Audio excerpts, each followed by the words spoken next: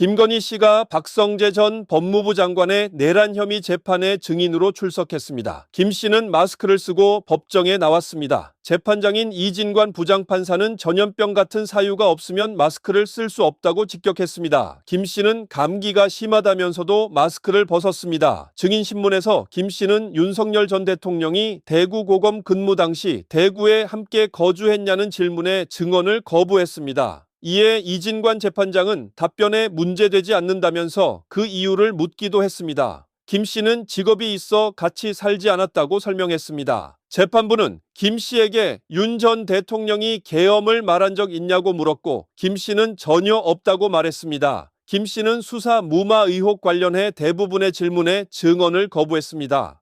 김건희 씨에게 징역 1년 8월을 선고했습니다. 헌정사상 처음으로 전직 대통령 부부가 나란히 법적 처벌을 받게 됩니다.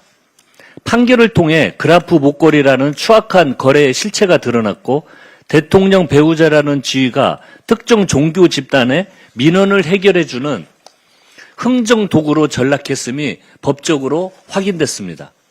하지만 이번 판결은 김건희 씨가 국정을 주무른 V0 비선 권력이자 사실상 공동정권의 운영자였다는 본질을 철저히 외면했습니다. 도이치모터스 주가 조작과 명태균 씨를 통한 여론조사 무상 수수라는 거대 범죄에는 눈을 감았습니다. 부당 이득을 취한 명백한 증거가 있고 공모 정황이 생생한 녹취로 있는데도 알았지만 공모는 아니다라고 강변하는 법원을 보면서 안타까움을 금할 길이 없습니다. 1심이 외면한 진실을 바로 잡아야 할 상급심의 책임이 막중합니다. 무엇보다 이번 판결로 수사의 한계가 명확히 드러난 만큼 주가 조작부터 양평고속도로, 여론조사 의혹까지 일괄 처리할 제2 종합특검 도입의 당위성이 완성되었습니다.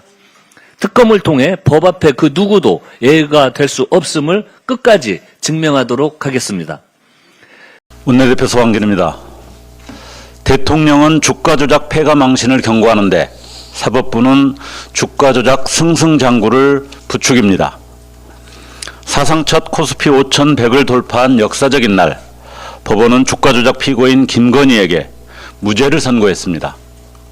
총 3,127회의 이상매매 주문을 제출하여 8억 1천만 원이 넘는 부당이득을 취한 공범 김건희에게 시세조정 행위를 인지했으나 공모는 아니다라는 기묘한 논리가 적용되었습니다.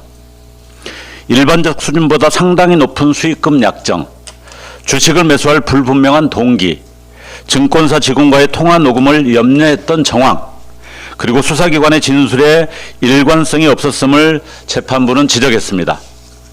그럼에도 불구하고 결론은 무죄였습니다. 시세조정을 알았고 판돈을 댔지만 공모는 아니라는 이 판결을 어떤 국민도 납득할 수 없을 것입니다. 구속기간을 날이 아니라 시간으로 변경한 직위원회 신공에 버금가는 사건 쪼개기로 공소시효를 완성하는가 하면 방조의 죄라도 물어야하는 책임은 과감히 생략합니다. 봐주려 작정한 것이 아니고는 이해할 수 없는 행위입니다.